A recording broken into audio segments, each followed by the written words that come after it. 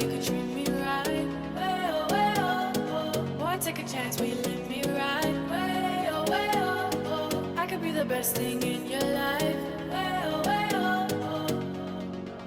You got me singing. Way oh, oh. You look like a guy, you could treat me right. Way oh, oh. Boy, take a chance, will you let me ride? Way oh. Hello everyone and welcome to the first episode of Conservation Street. I'm joined by Adam, if you'd like to let everyone know a little bit about yourself. Hiya, I'm Adam from Adam Talks Wild. I'm 22 now and I live in England. So I'm a conservationist and researcher. Spent most of my sort of time out in South Africa. Nice. Yeah. I'll leave your link to Instagram down below. First of all, we'll crack on with your qualification, because I noticed you have a qualification in wildlife biology. Is there any reason why you chose that area? So since being young, throughout my whole life really, I've always sort of had a passion for wildlife and that sort of stuff. I used to go to the zoos all the time as a kid, see all sorts of crazy bits and pieces, and used to be fascinated by it. Always sort of like run between each enclosure and spend like 20 minutes at a time each place. So I've always loved it and always found it interesting. And I wanted to sort of pursue more of a career specifically with wildlife, instead of doing sort of like a general biology sort of degree which covered everything. I wanted to be more specific. So I went for a degree that was more based like that, and I could do a lot of traveling, a lot of research. Animals has always been my thing. Always. Same here, mate. Same here.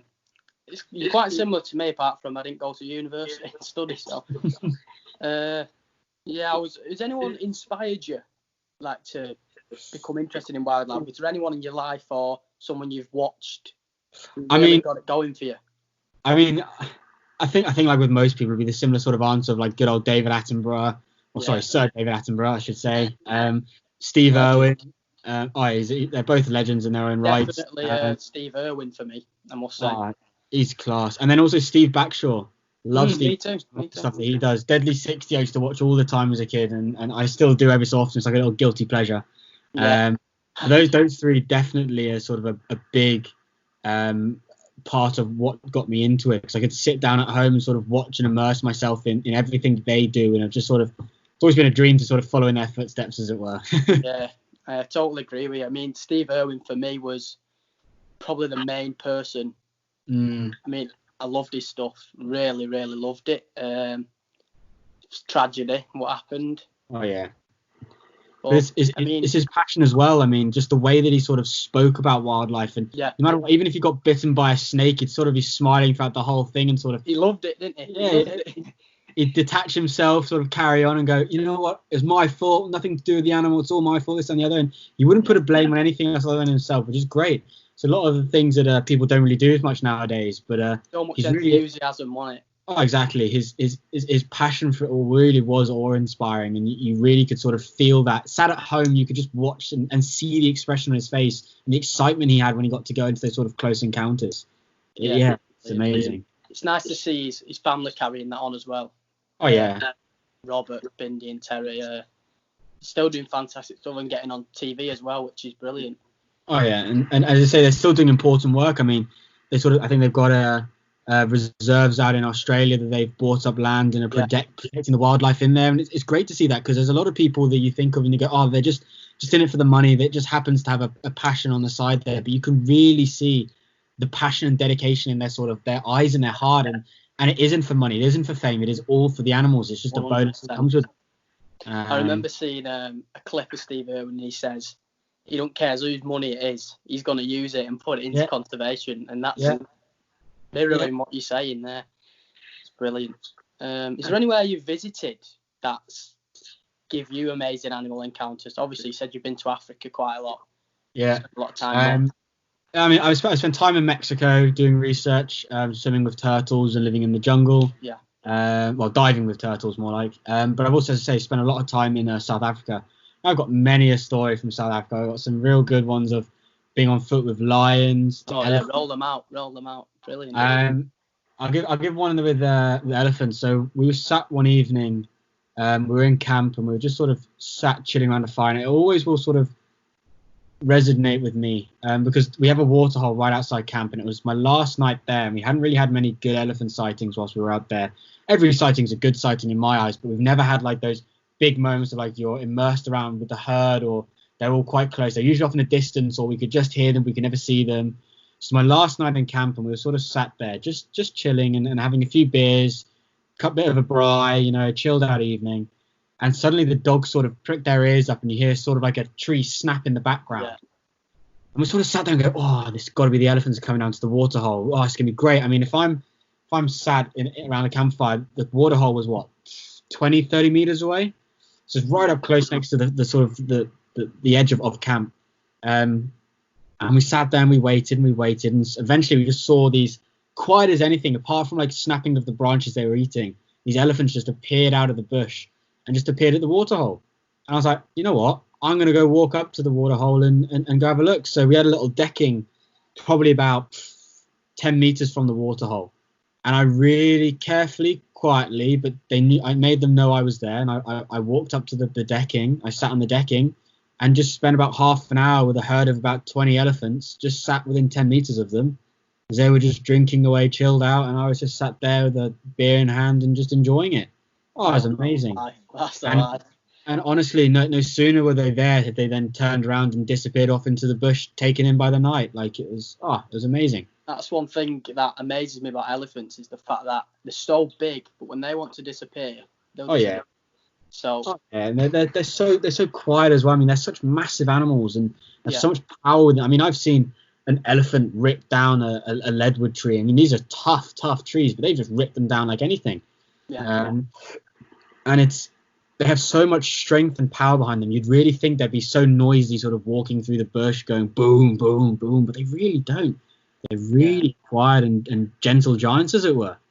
But yeah, that was one really amazing sight. Say that's your most memorable sighting you've ever had. I mean, I've had some real memorable. I mean, as I say, my one thing I say is no matter what you see in the bush, every sighting's a great sighting. Whether it's an impala to a lion to a leopard to just a bush baby. I mean, everything's different. Everything's special. And there's no one moment about there that I mean, there's moments that always stand out more than others. Yeah. Just the fact to be there within that environment, up close to those animals, whether you're on foot walking the bush or you're in a car, it's honestly, it's magical. It's magical. And it's really hard. That's something I'd agree with you on in terms of nature in general. No matter what it is just brilliant to view it from an insect to an elephant, So yeah, you're not wrong. It's amazing. We need more people like this in the world, to be honest. I mean, it's a shame because I've done Kruger a few times and I've gone out into Kruger as well. Apart from, I mean, I spent most of my time in a place called Salati. Great place, great reserve, amazing. But I've been to Kruger a few times, and all you get in Kruger are just the big five chasers. They don't care about the zebra, the impala, the birds, the bees, all that sort of stuff. They literally just chase the big five, and you sat with a guide, and they get a radio through saying, "Oh, got a lion on a kill over here. It's about 5 k's away," and they'll suddenly slam on the accelerator and they'll shoot off to find the lion kill, and you're like, "Oh, missed it." So you're wasting time in theory, aren't you? Exactly. And you're just chasing sightings that you don't need to run after. It'll happen, it'll come to you. I mean, we were sort of taking our time in Kruger, chilled out, no one around, just driving along. We had a leopard walk behind us. Oh, brilliant. And it's like no one else was around, because as soon as you radio on, you get swamped by people. I mean, we had some mating lions. It was just us there to start with. No, sorry, we're on a lion kill, sorry. It was right early in the morning. We got a pass to leave the camps early because usually you have like a curfew. You're not allowed out. I think it's before 7 a.m. But we were allowed out earlier. We had a pass. And we knew there was a lion kill. So we drove to the lion kill. And we were there for about an hour and a half with no one around us. But as soon as it hit 7 o'clock, we were swamped in a traffic jam and had to like fight our way to get out because everyone knew there was a lion kill there and everyone came to go view it. And that's sort of the thing with, I think with Kruger, you see, because tourists can just drive through, can't they, in Kruger? So, for me, I don't know if I agree with that. It's not. It's just just managing it. I mean, the guys at Kruger do a great job, and there are a lot of people controlling it. No discredit to them. But I imagine they do great work. Oh yeah, but it's more the fact that it gets busy sometimes, and you do get people that don't want to wait and watch it, and they do just want to shove their way past. And it's the 80-20 rule, as I always say. It's 80% of the people are fine and respected, and you're really good, and you help each other out, and you tell each other where you've seen things.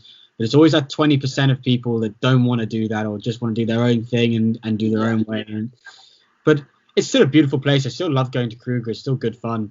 Well, I suppose there's a lot more to Kruger than just the main roads. I mean, exactly.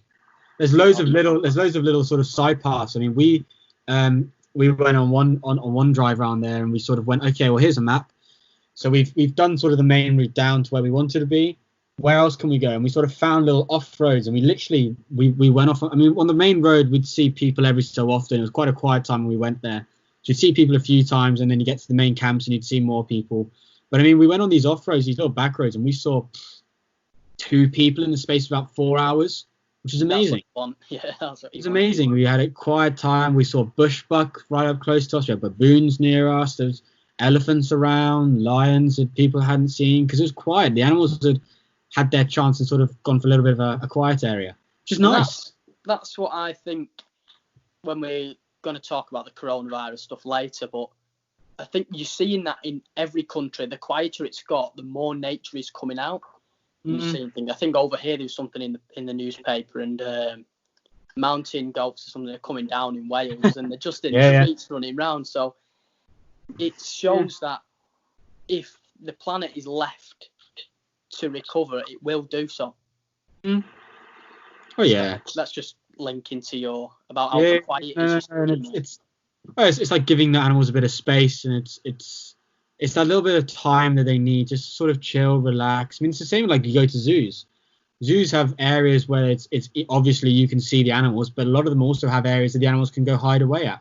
If you can't see an animal, it's probably just gone and sat off in a corner because it wanted some time to itself. It's the same as people. You lock a person in a house for a whole load of time, they'll go a bit stir crazy, but eventually they'll have some time to get away. It's like when you go and you're like, at the moment, it's great to have that hour daily walk, isn't it? Or exercise, because it means that you're not cooped up in one area for too long. You get to sort of go out, be by yourself sometimes, because it's great to have time to reflect by yourself sometimes. Oh, it is, definitely. It's a beautiful place at Kruger, and it's nice to have that sort of quiet areas as well that aren't as busy. On the topic of zoos, what's your actual opinion on zoos? Because it's quite an controversial subject, isn't it? Personally, I think there's a place for zoos. They just got to be done right. I agree. Because I mean, a lot of zoos spend a lot of money on conservation. People just think, they're just money-making businesses to get people in. Initially, probably yes. That's probably why they're initially set up. A lot of them were. And some of them aren't the best. But in the UK, we've got loads of great zoos with plenty of space for animals in their enclosures. A lot of zoos have actually downsized their collections just to give other animals more space.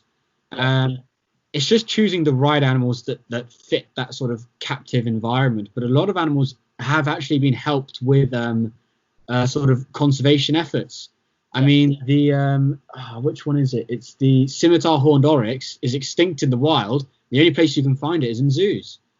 And there are breeding programs that are slowly starting to reintroduce them back into the wild. I mean, they may be back in the wild at the moment. I can't remember. But as far as I'm aware, they were extinct in the wild and only alive in zoos. So there is an important place for them. It just needs to be sort of managed properly. And a lot of places do that. And they do a really, really good job. It's like, I think I'm right in saying the northern white rhino.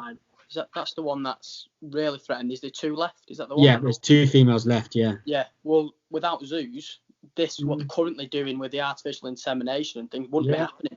Yeah, so, I mean, they're in captivity technically at the moment. If they weren't in captivity, they wouldn't be alive. So there's a difference between in situ sort of conservation and ex situ conservation. So your in situ sort of, it's in the area, the natural habitat as it were, but they're fenced in. So a lot of sort of game reserves or like where those white rhinos are, that's sort of in situ. They're in their natural habitat as well. And then you've got ex situ, which is in other countries, zoos around the world. All have a place in society. All are quite important. And I mean, Chester Zoo is a great example for it. Oh yeah. I mean, they drive millions, I think. Yeah, I've been to Chester Zoo a few times, and I think they're generally quite a good zoo, and they do a lot for conservation. Oh yeah, they're massive. Like you say, zoos generally, I mean, in this country are generally good. If you look across the globe, there's some that they shouldn't be running. Well, again, it goes back to the way that sort of the government manages it and whether they've got strict rules in place. Definitely. And there are some places which aren't as good as others.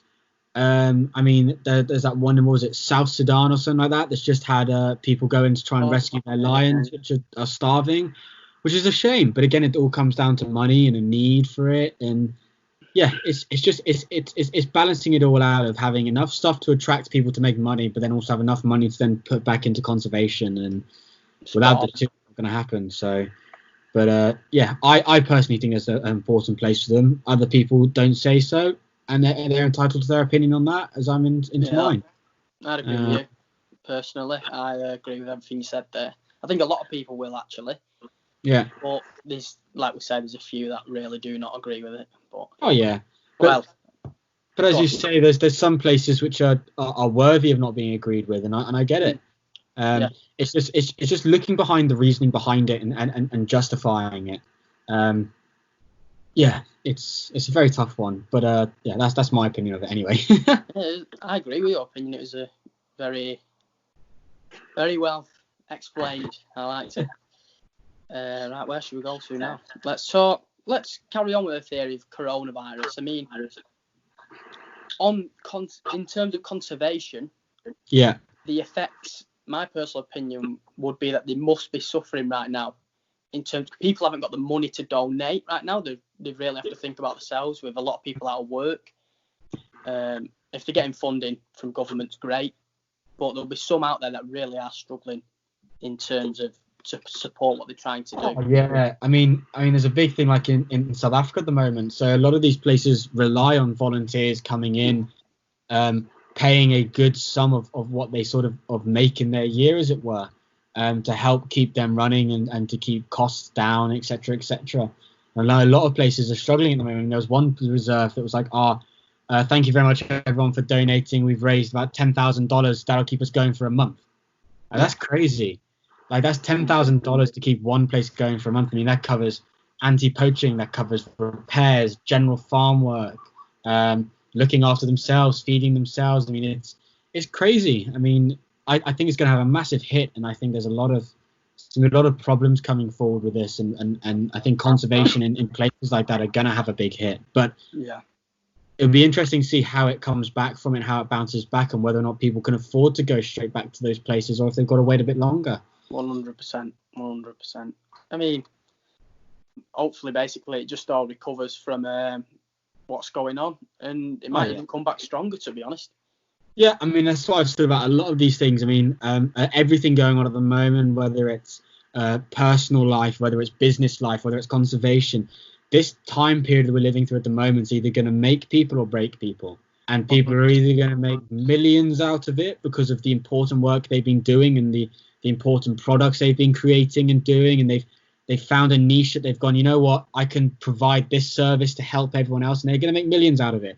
And you're going to have people that are going to crash and burn and really suffer, but they may bounce back from it. And I think it depends on the resilience of people. I mean, everyone's been really helpful and supportive of one another, and it's actually been quite interesting to see how many people actually take care and notice on everyone else. Yeah. And people actually like dropping people messages and being like, oh, how you doing? How can I help out? I mean, today I was helping out a mate. I didn't have to. He dropped me a message like, look, I got a job that needs doing. I'm really struggling at the moment. Can you give me a hand? So I went over and gave him a hand. We kept our social distancing. It was walkable distance from my house. We kept within all the rules, but we helped each other out because he needed it. I mean, we've got neighbours around us at the moment that are elderly and can't get out. So we've gone, all right, well, we'll get your shopping for you. Never spoken to them in my life. We've only just moved here and we've never spoken to any of them. But that's what it's about, coming together and, exactly helping each other out. No matter what your age or what, it's yeah. Let's leave the coronavirus, because I'm sure everyone's had enough about that. But it's something you've got to talk about, I suppose, at the minute. Oh yeah. I think we'll move on to kind of closing this up now. But to anyone who wants to get into conservation, is there any advice that you'd actually give to them? seeing as though you've been through the routes and done what you wanted to do? Yeah, I mean, it's a tough one because there's so many routes down into it. You can go down the degree route, you can go down the experience route, you can go down both. I mean, I've done both. I did my degree and I've gone out and got field experience, and I've got placements coming up, coronavirus dependent. But it is a tough one because, in my personal opinion, no one route is right for everyone. I mean, I've got a friend at the moment who I talk to a lot, and she's doing her uni degree, but she's unsure whether or not she wants to carry on with it because she doesn't know if that's the path she wants to go down, which is fine. There's nothing wrong with that. It's just one route that may not work for her. And I've got other friends that have gone straight into guiding. I've got other friends that have decided, I've done my guiding courses, but it's not what I want to do now. I want to go do something else. So it really is dependent. But as I say, you got your degree course, you got experience, so you can go do volunteering at a place and go find a reserve or anywhere around the world that does research or just does general husbandry, and you can apply for those sort of places and get experience. And that's a great way to go see the world. Great way to sort of learn about animals and stuff like that. But it's also who you know as well. So it's great to do networking. So even if you message one place and you go, I saw you got a volunteer opening to work with the giraffes, for argument's sake. And they go, you know what, you're not the right person for this job. Still go back to them and say, look, if you hear about anything, here's my number. Give me a call. And they may turn around and go, actually, we've got something with hyenas that might be really good for you. Yeah. Or they may go, my mate down at the reserve down there is looking for someone. I'll drop your contact details over for you. Or it's just good to know people and talk to people and have like different conversations with everyone, because you never know what you'll find. My favorite analogy to talk about like experience and stuff like that is, if you're going down a tunnel and you can sort of see the light at the end, it may be perfectly fine. Just carry on straight down that tunnel. You may not want to open any of the doors because it may knock you back. I mean, you may open the door and it actually takes you back 10 paces. But you may open the door and actually there's a taxi sat right there going, all right, I'm going to take you straight to the end. And it will speed you up by 3 times the speed you're expecting to go. And it's all well and good. I mean, make mistakes. There's nothing wrong with mistakes. No, mistakes are something to learn from. So even if you open that door and you have a look and you put your sort of your feelers out there and you have a look and you see if it's the right thing, go for it. If it is, it may help you, it may not. If it isn't, oh well, you still got your main goal at the end. It's not changed. And if it is good for you, great. So yeah, no matter what, just take the opportunities, or at least investigate into them. Don't just shut them down before it happens. No, definitely. I totally agree with what you said there. Any opportunity that comes your way, take it. Oh yeah, definitely, for sure. Anyway, it's been brilliant having you on, Adam. Thank you very much. Love your passion for it. It's brilliant. We need a lot more people like that. And I'll leave Adam's Instagram below. Go and follow him. Perfect. Thank you for watching. Please like and subscribe for more. Thank you very much. Thank you very much.